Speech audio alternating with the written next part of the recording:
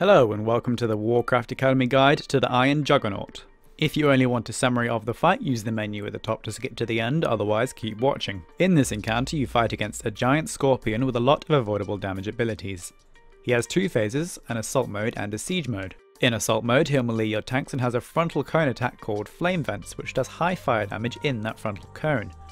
This also debuffs the tanks with ignite armor, which causes them to take fire damage every second and take 10% increased fire damage, and this effect stacks, so you'll need to tank swap after each flame vents to reset the stacks. He'll deal constant raid damage to random targets in the form of laser burn and demolisher cannons. Laser burn does fire damage to random players and puts a fire dot on them that lasts for 16 seconds and does around 50k every 2 seconds. Demolisher cannons is constant damage on random players, which does 165,000 fire damage to that player and anyone in 6 yards. You can't avoid this, so just always be spread more than 6 yards to avoid splash damage. Other than that, he'll use mortar cannons frequently, which creates a large pink circle under a random player. After a couple of seconds, he shoots at the circle and anyone still in it takes 300,000 fire damage. If you're the player targeted with this circle and thus in the middle of it, you will most likely not be able to get out in time unless you have a speed boost. If you're not in the dead center, you can probably get out in time. Just be ready to use a cooldown if you're on low health and you're not going to make it out. He'll use Borer Drill, which sends lines of earth at several random players. These lines will follow the players for a few seconds and constantly deal physical damage when they're under you. They only last a few seconds, so you can either keep running from it or just get healed through it depending on how much damage is going out. His last ability in this phase is Crawler Mines. This releases mines that crawl to a random nearby location. You get 3 mines on 10 man and 5 on 25 man.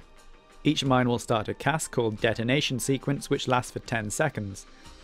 At the end of the cast, the mine will deal 300,000 physical damage to all players. During their cast, a player can run up to it and click on it. This will cause the mine to do a small detonation that does 1.2 million damage to that player and throws them up into the air, but it won't do any damage to the rest of the raid. Basically, with these mines you need to trigger single detonations on enough of them so that the raid explosions don't kill you. Really, you only want one explosion to go through, so you want to get rid of all the others. The damage is physical, which means your tank can very easily soak several mines with small cooldowns. A warrior with shield barrier, for example, can soak several with ease. You can also use greater invisibility, deterrence, hand of protection and other similar abilities, as well as any damage reduction cooldowns large enough to take the hit. Once his energy gets to full, which takes around about 2 minutes, you'll enter the siege mode. When this happens, the boss will stop using melee attacks and will become rooted on the spot. He'll still use crawler mines and demolisher cannons in this phase, but none of the other abilities, and he'll gain some new ones. He'll constantly be doing nature damage every second to all players during this phase, so it's very healing intensive, and he'll periodically use shock pulse, which does damage and knocks players back a huge distance. You're going to need to position your raid so that you get knocked against walls and terrain, otherwise you'll die to raid damage whilst running back to the boss. We'll talk about positioning in a moment. He'll throw tar at random locations nearby to him. The tar does low nature damage each second that you stand in it and slows you by 30%. He'll also target random players with a laser which fixates on them and moves towards them along the ground.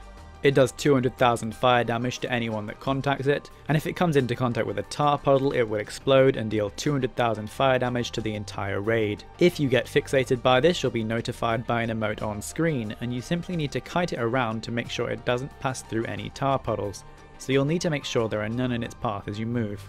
Mostly this fight is about how you position your raid and ensuring you take crawler mines properly with cooldowns, even during the hectic siege mode because they still keep spawning there. You should tank him somewhere around here facing away from your raid, and your DPS can be loosely spread on his side, but make sure you're in healing range.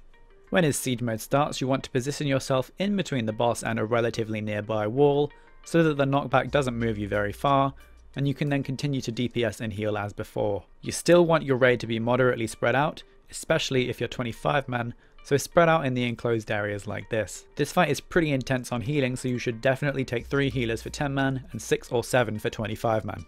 Thank you very much for watching this guide, and if you have any comments or suggestions, please post them in the comment section below, and remember to visit warcraftacademy.com for all of our other guides for Siege-of-Orgrimmar. If you like this guide, please do subscribe, it really helps me out a lot, I really appreciate it. Thank you and catch you soon.